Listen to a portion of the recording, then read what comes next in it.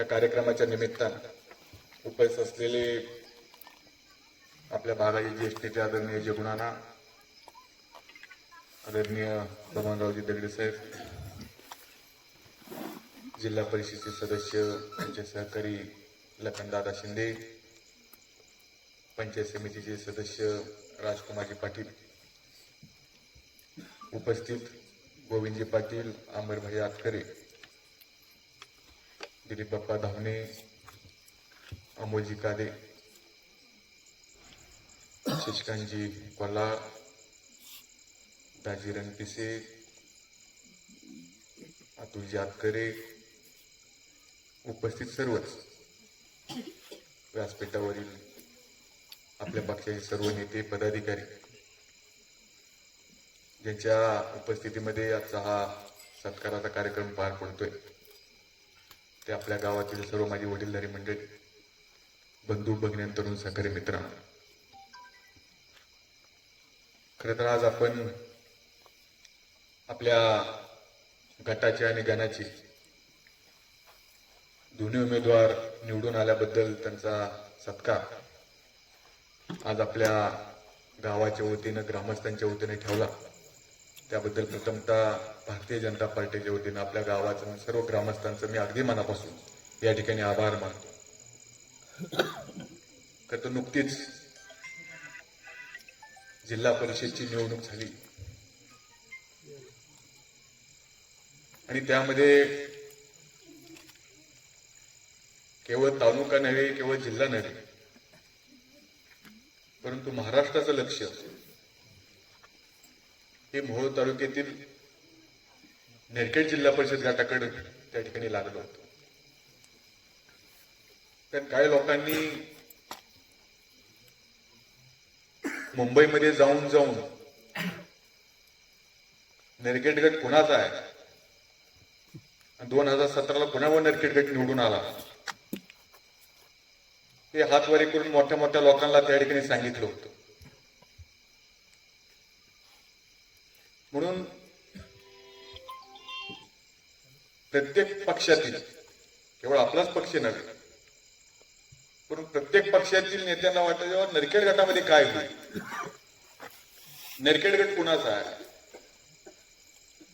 कारण 2017ला आपण बघितलं होतं की आपल्या गटातील सर्व आपल्या नेते मंडळींनी, सर्व कार्यकर्त्यांनी अतिशय मनापासून त्या ठिकाणी त्यांना स्वीकारलं, 7,000 मतांनी निवडून दिलं. निवडून देत असताना, प्रचाराला येत असताना अनेक मोठ्या मोठ्या आश्वासनं तुम्हाला त्या ठिकाणी दिली होती. मी पाठीमागे आमच्या पुणेश्वरमध्ये सुद्धा सांगितलं की एवढी मोठी आश्वासनं होती, आम्हाला सुद्धा धक्का बसला की होतंय का नाही पूर्ण. कारण जे शक्य नाही ते सुद्धा भाषणातून ते व्यक्त होत होते. आपल्या समोर मोठ्या मागताना आम्ही अमुक करू, तमुक करू, जसं नानांनी सांगितलं कॅलिफोर्निया करू, कुठं काय ते बारामती करून दाखवू. परंतु गेल्या 7 वर्षामध्ये तुम्हीच बघितलं, एवढी मोठी संधी त्यांना त्या ठिकाणी निर्माण झाली होती, परंतु 7 वर्षामध्ये काही ठिकाणी विकास त्याला करता आला नाही. 99% आश्वासनं त्यांनी पूर्ण केली नाही. म्हणून आपल्या सुद्धा गटातील यावेळेस मतदारांनी निर्णय घेतला किंवा आपण परिवर्तन केलं पाहिजे. आणि खरं तर नेरखेड जिल्हा परिषद गट कुणाचा, आजपर्यंत इतिहास जर बघितला तर एक निवडणूक सोडली तर कादेदाजींपासून ते लखनदादा शिंदेपर्यंत आजपर्यंत आंगरकरांच्या विचारावरच मतदारसंघ चालणार आहे हा नेरखेड. पण आम्हाला विश्वास होता की राज्यात, जिल्ह्यात, तालुक्यात कुणाला काही वाटू दे, परंतु नेरखेड गटामध्ये त्या आपल्याच विचाराचा सदस्य त्या ठिकाणी निवडून येईल. अनेक जण इच्छुक होते, अनेक जण इच्छुक, सगळ्यांना वाटत होत की आम्हाला त्या ठिकाणी संधी मिळाली पाहिजे. परंतु सर्वांमध्ये त्यावेळेस ठरलं एक तरुणाला आपण त्या ठिकाणी संधी देऊ. आम्ही संधी देत असताना बघितलं नाही की त्यांचं गाव किती मताचं आहे. त्यांचं गाव आपल्या सोबत येईल का नाही. परत एक तरुण आहे, आज तरुणाची गरज आहे या मतदारसंघाला. म्हणून आपल्या या मतदारसंघातील सर्व नेते मंडळींनी ठरवलं की आपण तरुणाला त्या ठिकाणी तिकीट दिलं पाहिजे. जे इच्छुक होते ते सुद्धा 2 पावलं मागे सरकले, कारण आपल्याला काही कोण हा गट आणणं महत्वाचं होतं. आणि त्यांच्या सहकार्यातून, त्यांच्या मदतीतून, जसं मला लखन दादांनी सांगितलं की अगदी तळागाळापर्यंत सुद्धा ज्येष्ठ लोक त्या ठिकाणी प्रचाराच्या निमित्तानं मतदारांपर्यंत पोहोचले. आणि त्याचा निकाल आपण बघितला की जिल्हा परिषद बरोबर 85 सीट आपले त्या ठिकाणी निवडून आलं. आणि संबंध महाराष्ट्राला कळलं की नरखेड जिल्हा परिषद गट हा पुण्याचा आहे. म्हणून आता त्याच्यावर जास्त आपण काहीतरी भाष्य करणं हे मला आता उचित वाटत नाही. कारण तुम्ही विश्वासानं आमच्या पाठीमागे उभा राहिला, तेव्हा आता आमची जबाबदारी आहे की गेल्या 5 वर्षामध्ये कसलंच काम या भागामध्ये झालं नाही, या मतदारसंघामध्ये झालं नाही. परंतु आता आमची जबाबदारी आहे की ज्या विश्वासानं तुम्ही आम्हाला त्या ठिकाणी निवडून दिलं, आम्हाला त्या ठिकाणी काम करण्याची संधी दिली, म्हणून पुढच्या 5 वर्षामध्ये जेवढं काही शक्य आहे तेवढं आम्ही करण्याचा प्रयत्न आम्ही निश्चित या ठिकाणी करणार. खरं तर 2019ला तुम्ही बहिष्कार टाकला मतदानाला. तेव्हा बहिष्कार टाकल्यावर तुम्ही तिकडे ना आम्ही तिकडे.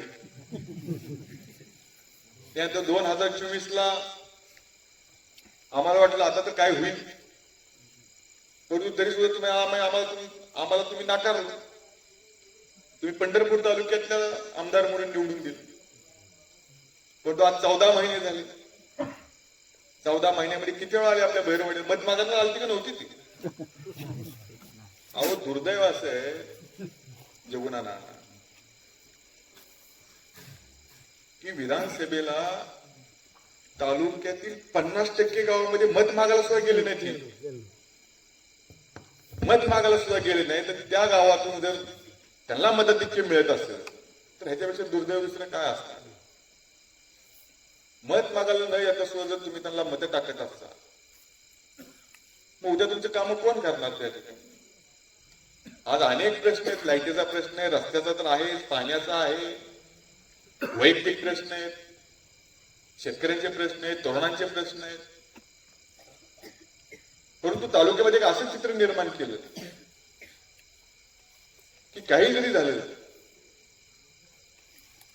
तरी आंबेडकरांना ह्यावेळेस थांबवायचं नाही. मी परवा तुमच्याच प्रचारा निमित्तानं मी खुनेश्वरला चाललो होतो ना, जाताना ते हिंदीमध्ये थांबलो आम्ही तिथे. तर तिथला एक जण होता, ते म्हणला मागच्या रात्री चूक झाली भाऊसाहेब 2024ला, आम्ही तुमच्या विरोधात मतदान केलं. मी त्यांना म्हणलं बाबा तुमचे 4ही रस्ते मी करून दिले म्हणजे 2-4 कोटी रुपयाचा निधी तुम्हाला मी दिला म्हणजे, मग तुम्ही असं का केलं? तर त्यांचं काय साधं उत्तर होतं की राजन पाटील कसा पडत नाही ह्याच्यासाठी आम्ही मतदान विरोधात केलं. ही जर मानसिकता असेल तर मग आपण राजकारण करायचं कसं? आपण विकास कामं करायची कशी? जर तुम्ही आम्ही विकास केला नाही म्हणून जर मतदान करत असाल ठीक आहे, पण एखादी जिरवायसाठी जर तुम्ही मतदान करत असाल मग ह्याचा तोटा राजन पाटलाला होणार नाही. ह्याचा तोटा आपल्या मतदारसंघाला, आपल्या गावाला त्या ठिकाणी होणार. अहो गेल्या 5 वर्षांमध्ये आम्ही 4-4 हजार कोटीची कामं केली या तालुक्यात. त्याचं पुस्तक सुद्धा आम्ही छापलं. आम्ही खोटं नाही बोलत, पुस्तक सुद्धा आम्ही छापलं की या पुस्तकामध्ये जी कामं केली ती हाय सगळे छापलेलं आहे. परंतु लोकांना ते आवडलं नाही, लोकांनी ते स्वीकारलं नाही. तुमच्या पुढे मोठी मोठी भाषणं केली, खोटी खोटी आश्वासनं दिली, आम्हाला शिव्या घातल्या, आमच्याबद्दल चुकीचं मत तुमच्यापर्यंत मांडलं. अलीकडच्या काळामध्ये भाषणापेक्षा मतदार हा मोबाईलवर बघून मत ठरवतो. मोबाईलवर काय दिसतंय त्यालाच खरं मानायचं आणि मत टाकायचं. आपलं घोडं फसलं त्याच्यामध्ये. 14 महिने झाले तुम्ही त्यांना आमदार म्हणून निवडून दिलंय. 14 महिने 15 महिन्यामध्ये ते आमदार साधा एक दिवस सुद्धा आपल्या भैरवाडीला, मनगोळीला, देगावला, वाळूला येत नसेल. फक्त निवडणूक लागली की तुमच्याच पुढे यायचं आणि मतं मागायची, निघून जायचं. तुम्ही ज्या विश्वासाने त्यांना मतदान केले 2024ला, आज ही त्यांची सुद्धा जबाबदारी आहे ना. ही त्यांची सुद्धा जबाबदारी की या गावाला काय गरज आहे. आज रस्त्याची गरज असेल, लाईटची गरज असेल, पाण्याची गरज असेल, पण त्याला काही घेणं देणं नाही. त्यांना माहीत झालं की आपण गावात गेलो काय न गेलो काय, राजन पाटलाचा निम्मा विरोधातला गट हे आमच्या मागे उभा राहणार. उद्याची कुठलीही निवडणूक लागली तेव्हा ते 50% मतं आपल्याला मिळतात. तेव्हा गेलं काय नाही गेलं काय, ही विरोधकांची मानसिकता. म्हणून आपल्यासारख्या गावातील तरुणांनी, आपल्यासारख्या गावातील छोट्या छोट्या गावातील लोकांनी हा विचार केला पाहिजे की आपण, आपली छोटी गाव आहे, आपण पुण्याच्या एकाच्या मागे त्या ठिकाणी गेलं पाहिजे आणि संघटित होऊन गेलं पाहिजे. आपली 400 मताची गाव, एकाच्या मागे, कोणाच्या गावातून, आमच्या मागे या नाही तर त्यांच्या मागे जा, पण एकत्र होऊन गेलं पाहिजे. तुमची ताकद मतातून दिसली पाहिजे त्यांना की आमची 400 मतं, 15 मतं सोडली, 375 मतं तुम्हाला, आमची ही झालं पाहिजे. तुम्ही त्याच्या छातीवर बसून काम करून घेतलं पाहिजे. शेवटी लोकशाहीमध्ये मताला किंमत, प्रत्येक पुढाऱ्याला काय लागत असते, मत लागत असते. तसं तुम्ही ते केलं पाहिजे. आमचं नसेल पडलं तर ठीक आहे, त्यांचं चांगलं काम, तुम्ही त्यांच्या मागे जावा, पण ताकदीनं त्यांच्या मागे जावा. आम्ही म्हणणार नाही आमच्याच मागे. जे तुम्हाला वाटतंय किंवा हा पुढारी आपलं काम करू शकतो, हा आमदार आपलं काम करू शकतो, तुम्ही त्यांच्या मागे जा. पण गावानं संघटितून गेलं, आपलं छोटं गाव. तुम्ही जर 400 मतामध्ये जर 4-4 गट असतील, उपयोग होणार. मग तुमचा फक्त मतापुरता वापर करून घेणार सगळे लोक. मी स्पष्ट बोलणारा माणूस, मला खोटं नाटक बोलायला आवडत नाही. मला एकदम स्पष्ट होत असेल तर होय, नसेल तर नाही म्हणून सांगणारा माणूस. मला स्पष्ट बोललेला अधिक आवडतं. कारण कसं असतं, आम्हाला कायमस्वरूपी इथंच राहायचं, लोकांसारखं पुण्याला निघून जायचं नाही. उद्या निवडणूक संपली, आम्हाला इथं राहायचं, मग आम्हाला खोटं बोलून चालत नसतं. म्हणून तुमच्यासारख्या गावांनी, आज 400 मताचं गाव आहे, 300 मताचं गाव आहे, तर तुम्ही संघटित झालं पाहिजे. कुठली निवडणूक लागली, तुम्ही विश्वासाने त्या पुढाऱ्याकडे गेलं पाहिजे, त्या नेत्याकडे गेलं पाहिजे की आमची 400 मतं मी तुम्हाला एका शिक्क्याने देतो, माझा हा रस्ता तुम्ही करून दिला पाहिजे. ते असं तुम्ही केलं पाहिजे, तरच हे होऊ शकणार आहे. एक उदाहरण म्हणून तुम्हाला सांगतो. आमचं मुंडेवाडी गाव होतं. मुंडेवाडी तुम्हाला माहित असेल, या अर्जुन सोंड वडवळच्या शेजारी अंगडसारखं मतदान व्हायचं. नाना व्हायचं तिथं अगोदर, फक्त 2-3 मतं विरोधात जायची. ग्रामपंचायत बिनविरोध. ती लोक म्हणायची 12 वाड्यात 13वा अंगण, 14वी आमची मुंडेवाडी. हे मन पडलो तिथं मुंडेवाडीचं. मग ते म्हणले की मला किती वर्षापासून आम्ही तुमच्या सोबत येतो. म्हणजे ग्रामपंचायत बिनविरोध आहे, 4 मतं फक्त विरोधात जातात, 500 मतं वडवे तुम्हाला येतात. आम्हाला रस्ता करून द्या, वडवळा जायचा. मालकांनी PMGSY मधून वडवळपर्यंत रस्ता करून दिला. परत म्हणले की आता मालक मोहळा जायचं, बरं झालंय म्हणजे आता आम्हाला सोलापूरला जायचा रस्ता पाहिजे, अर्जुन सोड मार्गे रस्ता करून द्या. आम्ही 8 कोटी रुपयाचा सिमेंट कॉन्क्रीटचा रस्ता अर्जुन सोड मार्गे करून दिला. परत म्हणले की हे फार लांबून होतं, आम्हाला डायरेक्ट मध्ये रस्ता वडोळा निघतो, म्हणजे तो रस्ता करून द्या, तो रस्ता करून द्या. परत म्हणले की आम्हाला आरोग्यासाठी काहीतरी छोटं मोठं दवाखाना, मी उपाध्यक्ष असताना तिथं दवाखाना मंजूर केला, उपकेंद्र. सगळं झालं, गाव आता मायनस मध्ये गेलं. जे गाव जिथं बिनविरोध ग्रामपंचायत होत होती, जिथं 500-500 मध्ये एका शिक्क्यानं आम्हाला मिळत होते, आज आम्ही एवढी सगळी कामं केली, गाव मायनस मध्ये गेलं.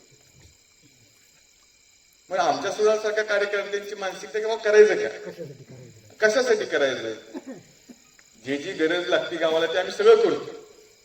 आणि आज सगळं पूर्ण झाल्यानंतर गाव मायनस मध्ये गेलं. म्हणून आपण सुद्धा छोट्या छोट्या गावांनी, जसं मागाशी नानांनी उल्लेख केला, हे वस्तू मी स्वतः आकडा बघितला की आपल्या गटातील सगळ्या छोट्या छोट्या गावांनी आपल्यावर विश्वास ठेवला. तिकडे मलिकपेठ असेल, तिकडे हिंगणी असेल, तिकडे मोरवंची असेल, तिकडे भैरववाडी असेल, तिकडे भांबेवाडी असेल, मला वाटतं अजून डिक्सळ असेल, हे सगळ्या छोट्या छोट्या गावांनी, इकडे बोपला असेल आमचं, इपुरका असेल, येलमवाडी असेल, सगळ्या छोट्या छोट्या गावांनी आपल्यावर विश्वास ठेवला. मग आमची सुद्धा तेवढी जबाबदारी आहे की ज्या विश्वासानं तुम्ही आमच्या पाठीमागं उभारला, त्या विश्वासाला आम्ही भविष्यामध्ये अजिबात त्या ठिकाणी तडा जाऊ देणार. तर परवा आपल्या गावातील सगळी माझ्याकडे भेटण्यासाठी आली होती की बाबा असं असं सत्कार समारंभ ठेवायचा आहे. ते म्हणजे गावातनं आम्ही लखनदादाला 10 मताचा लीड दिला आणि आमच्या राजकुमार पाटलांना 78 मताचा लीड दिला म्हणून आम्हाला सत्कार करायचा. माझ्या लक्षात आलं ही सत्काराची भानगड नाही. नाही नाही नाही, ही सत्काराची भानगड नाही म्हणे, ही रस्ता दाखवायचा आहे म्हणलं आपल्याला. माझ्या लक्षात आलं आता 3 पिढ्या राजकारण करतो म्हणजे लक्षात आलंच पाहिजे ना थोडंफार. आणि मला एवढ्या वर्षात कधी आपल्याला बोलवलं नाही, आताच कसं बोलवलं? आता बोलवलं तर आमदार पण आपला नाही म्हणलं, आता करायचं काय? परंतु त्यांना मी सांगितलं ठीक आहे कार्यक्रमाला मी येतो म्हणून, काय अडचण नाही. म्हणजे आमचा रस्ता जरा अवघड आहे, 4 किलोमीटरचा रस्ता आहे, फार अडचण होती, देगाव मार्गे तुम्ही रस्ता करून द्या अशी सगळ्यांनी त्या ठिकाणी आम्हाला सांगितलं. मी आता बघितलं माझ्या सासरवाडीसारखाच रस्ता आहे. आमच्या दैठणला सुद्धा जायला असा रस्ता आहे, बैल असं तुम्ही दैठणचा आमचा सेम रस्ता आहे सासरवाडीला जाण्यासारखा. तर मी ज्यावेळेस हे सगळे नेते मंडळी मला भेटून गेली, मी तात्काळ त्या ठिकाणी हा रस्ता मोठा आहे, या मोठ्या रस्त्याला फंड सुद्धा मोठे लागतात. हे आपल्याला कुठे 1 किलोमीटर कर 2 किलोमीटर कर करून चालणार. हा रस्ता टिकवायचा असेल तर पूर्ण एका पट्ट्यातच तो पूर्ण 4 किलोमीटर रस्ता झाला पाहिजे, तरच तो रस्ता टिकणार. नाही तर आपण 1 किलोमीटर केला, हा पुढचा मंजूर तर ते उचकटून जाणार, पुढचा केला तर तो दुसरा उचकटून जाणार. हे सारखं तेच पुढे घडत राहणार. म्हणून मी आजच अधिकाऱ्यांना विचारलं की बाबा आपला हा 4 किलोमीटर रस्ता आहे, की काही पण आपल्याला बसवायचा. तर त्यांनी सांगितलं की आपल्याला हा PMGSY मध्ये किंवा मुख्यमंत्री सडक योजनेतून बसवावं लागेल, तरच एवढे पैसे याला उपलब्ध होते. कारण आता शासनाकडे पण पैसे नाही, की तुमची लाडक्या बहिणीमुळं सगळं पैसे तिकडच चालले, पैसे शिल्लक नाही शासनाकडे. परंतु मी अधिकाऱ्यांना सांगितलं बाबा काही करा, आम्ही तिथं शब्द दिलेला आहे, त्यामुळे आपल्याला रस्ता बसवायचा आहे. त्या अधिकाऱ्यांनी सांगितलं ठीक आहे सर, येणाऱ्या बजेटमध्ये किंवा कशा तर आपण हा रस्ता बसवू. एवढी मात्र मी तुम्हाला खात्री देतो की रस्ता हे फक्त राजेंद्र पाटीलच करू शकतो, पण रस्ता झाल्यानंतर मात्र घोटाळा काय तर करून ठेवचा. कारण भविष्यात उद्या विधानसभा ओपन होऊ शकते, ओपन झाल्यानंतर माझ्यावर सगळं शेकोचा शेक चालतो. हा, परंतु आज या सत्काराच्या निमित्तानं मी तुम्हाला शब्द देतो, शब्द तर दिलाय, परंतु आता आमचं काम आहे, तर निश्चित येणाऱ्या काळामध्ये तो आम्ही रस्ता 100% 1-2 किलोमीटर नाही, 100% आपल्या गावापासून जेवढे 3-4 काही किलोमीटर असेल तो आपण पूर्ण करू. एवढंच या सभेच्या निमित्तानं तुम्हाला या ठिकाणी आश्वासित करतो. आज आमचे लखनदादा असतील, आमचे राजकुमार पाटील असतील, या दोघांवर तुम्ही जो विश्वास ठेवला त्या विश्वासाला पात्र राहून की दोघंही अतिशय चांगलं काम आपल्या या गटामध्ये त्या ठिकाणी करतील. भविष्यामध्ये जसं मी मागाशी सांगितलं तसं इथं कोणी आपले विरोधक सुद्धा असू द्या, मी त्यांना सुद्धा विनंती करतो की तुम्ही गावाने सगळी एकी केली पाहिजे. आपलं छोटं गाव आहे, गावाने एकी केली पाहिजे. गावाने एकी केली तरच आपल्या गावाचा विकास त्या ठिकाणी होत असतो. पुण्यातील आपल्या काय पक्षातले असेल, विरोधातले काय असेल, मी त्यांना सगळ्यांना विनंती करतो की तुम्ही कुणाच्या एकाच्या पाठीमागे राहा, पण एका विचारानं गावाला सोबत घेऊन चाला. छोटी गावं असल्यामुळे आपलं ताकद ही आपली एकी ताकद असते. एकी जर ताकद असेल तर काही आपण करू शकतो. म्हणून तुम्ही सगळेजण भविष्य काळामध्ये सगळेजण संघटित होऊन त्या ठिकाणी काम करा. जे काही तुमचे प्रश्न असतील मला कृपया फोनवर जरी सांगितलं चालेल, कारण मी बघितलंय तुम्हाला येणं जाणं शक्य होणार नाही. तुम्ही तिकडे येऊ नका, मला फक्त फोनवर सांगा किंवा सगळ्या पोरांना फोनवर सांगा. तुमची यायची जायची पंचायत अवघड काम आहे. त्यामुळे तुम्ही काही असू द्या, काम वैयक्तिक काम असू द्या, तुमचे डीपीचं काम असू द्या, तुम्ही कसलीही काम असू द्या, तर आम्हाला डायरेक्ट तुम्ही फोनवर त्या ठिकाणी सांगा. आम्ही ते काम करण्याचा आम्ही निश्चित त्या ठिकाणी प्रयत्न करू. एवढंच विनंती या निमित्तानं तुम्हाला या ठिकाणी करतो.